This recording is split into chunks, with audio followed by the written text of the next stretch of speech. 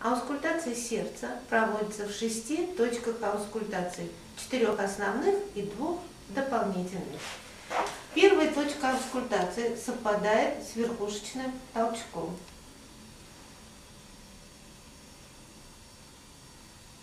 Вторая точка аускультации располагается во втором межреберье справа от грудины. Находим угол Людовика, второе ребро, сразу под ним второе межреберье. Точка аускультации аортального клапана.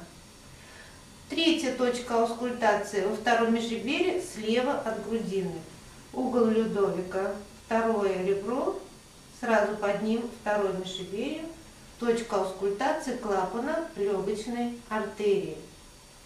Четвертая точка аускультации – основание мечевидного отростка. Точка аускультации трехстворчатого клапана.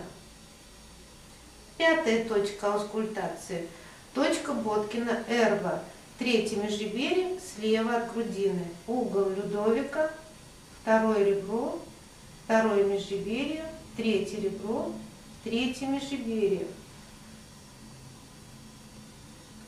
И, наконец, шестая точка аускультации – точка аускультации клапана, митрального клапана, четвертое межреберье слева от грудины.